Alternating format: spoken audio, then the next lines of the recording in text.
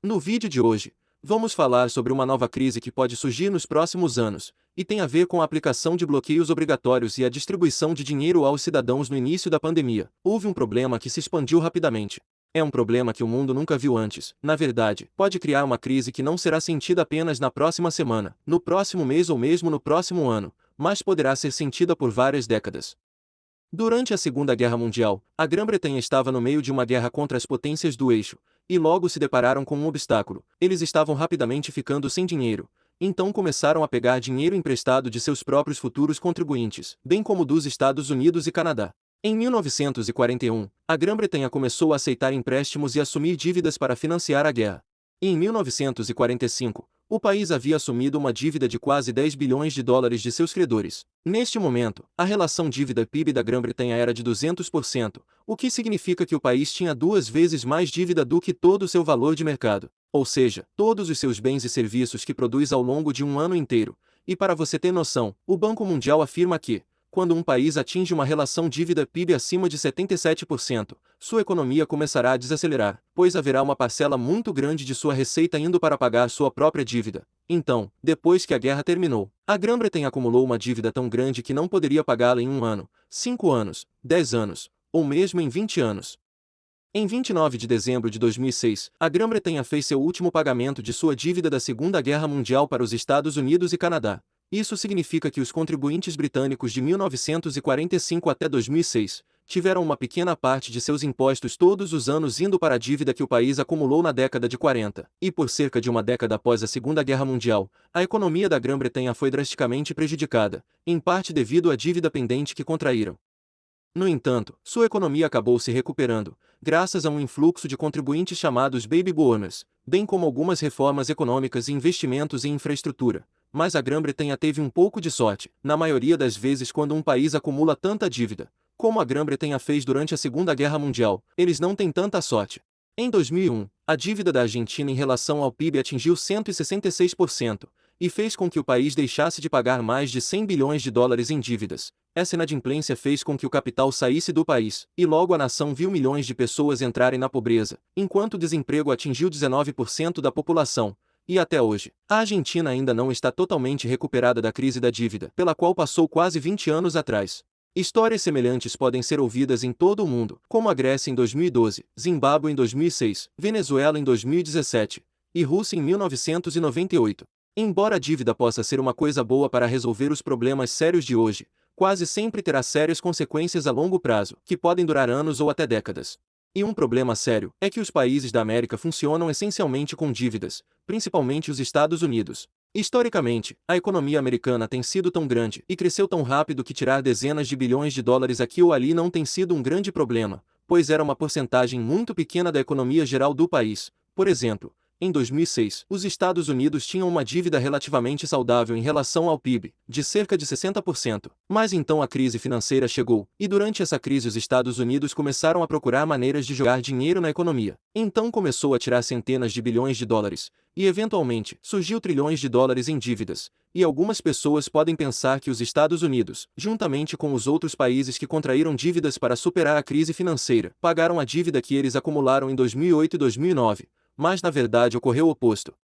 Desde a crise financeira, que muitos países desenvolvidos em todo o mundo acumularam mais e mais dívidas a cada ano, enquanto o crescimento econômico desacelerou. Isso significa que muitos países podem achar realmente mais difícil pagar suas dívidas hoje do que durante a crise financeira. E aqui está o que quero dizer: a dívida dos Estados Unidos em relação ao PIB antes da pandemia foi em torno de 106%, do Canadá foi de cerca de 88%, da Itália foi de 133%, de Singapura estava em 109%, do Brasil foi cerca de 57%, e o do Japão estava em surpreendentes 237%. O que estou tentando dizer aqui é que antes dessa crise nos atingir, os governos ao redor do mundo estavam mais endividados do que nunca. Você já se perguntou como todos esses benefícios que os cidadãos receberam nos últimos 2 anos estão sendo pagos? Não foi da conta bancária do governo, pois a maioria dos governos não tinha muito dinheiro na época, e tinha pouca ou nenhuma receita tributária.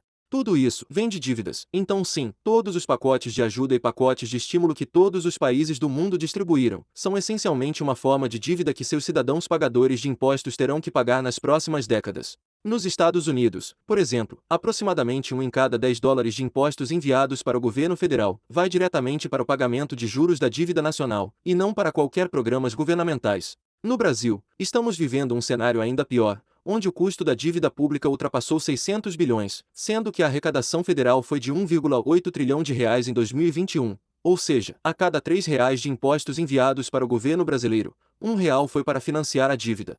E depois que essa crise passar, esse número só aumentará, então isso traz um cenário assustador. Muitos países como os Estados Unidos e Brasil acumularam tanta dívida durante esses poucos meses, que não conseguirão pagar por alguns de seus programas financiados pelo governo. No futuro, coisas como a segurança social, que já está com poucos fundos, educação, saúde, todas essas coisas podem sofrer grandes cortes para pagar por esses pacotes de estímulo. E se um governo quiser manter todos estes programas sociais no seu nível atual, sem acumular mais dívidas no futuro próximo, ele terá que fazer algo que não é popular entre seus cidadãos, que é aumentar os impostos. Também é importante mencionar que é altamente improvável países desenvolvidos como os Estados Unidos, Canadá ou Reino Unido deixarão de pagar seus empréstimos, o que levaria os países a uma depressão ainda mais profunda. Mas é bem provável que a dívida que está sendo paga hoje acabará desacelerando o crescimento econômico futuro, aumentando impostos e reduzindo o financiamento para programas sociais, e esse efeito pode se estender por décadas. O que significa que as crianças nascidas nessa próxima década provavelmente pagarão por uma parte decente dos pacotes de estímulo e auxílios do governo quando se tornarem adultos. E a dívida do governo não é o único problema de dívida que temos no mundo agora. Antes da crise começar, as famílias já estavam acumulando níveis recordes de dívida. Uma prática muito comum nos Estados Unidos são os empréstimos estudantis, e essa dívida, no ano de 2008, representava cerca de 611 bilhões de dólares, e até o ano de 2020, essa dívida já estava em 1,6 trilhão de dólares. O problema disso é que, em média, cada família tem cerca de 100 mil dólares em dívidas, enquanto estas mesmas famílias têm em média apenas 8 mil dólares de poupança. E para as pessoas com menos de 30 anos, é ainda pior, porque tem em média apenas 2.700 dólares de poupança, que é apenas o suficiente para cobrir um mês de habitação alimentar e seguro para uma pessoa da classe média. Então o que tudo isso significa é que, entrando nessa crise, a pessoa média já estava vivendo de salário em salário, com pouca ou nenhuma poupança, e toneladas de dívidas. Felizmente, o brasileiro não sofre muito com dívidas estudantis, mas com certeza não fica de fora da lista de países com famílias endividadas, já que mais de 76% das famílias brasileiras possuem dívidas. A principal delas é com o cartão de crédito. Com a população tão endividada, significa que os pacotes de estímulo e auxílios do governo ajudaram muitas famílias a sobreviver por mais 1 ou 2 semanas, mas não foi bom o suficiente para uma solução de longo prazo. À medida que mais e mais famílias ficarem desempregadas, a dívida individual e nacional irá se acumular cada vez mais, e isso acontecerá em níveis recordes que nunca vimos antes. E dito isso, a crise financeira de 2008 já passou, mas parece que podemos estar caminhando para uma queda econômica que não víamos desde a Grande Depressão, e dependendo de quais outras políticas forem promulgadas no futuro próximo, nós, como contribuintes, provavelmente pagaremos essas dívidas nas próximas décadas. Mas esse problema pode ser muito pior no curto prazo para os países em desenvolvimento. De fato, o FMI e o Banco Mundial pediram uma suspensão imediata dos pagamentos da dívida para os países em desenvolvimento do mundo, pois muitos estão muito próximos de deixar de pagar suas dívidas. Isso pode criar uma crise de dívida sem precedentes em um futuro próximo, que provavelmente se irradiaria por todo o mundo. Também é importante mencionar que os bancos centrais estão desempenhando um papel importante nesta crise da dívida, e fizeram isso imprimindo mais dinheiro e jogando na economia, o que causou problemas como inflação e desvalorização da moeda, mas também pode ajudar a pagar a dívida no futuro, através de algo chamado flexibilização quantitativa.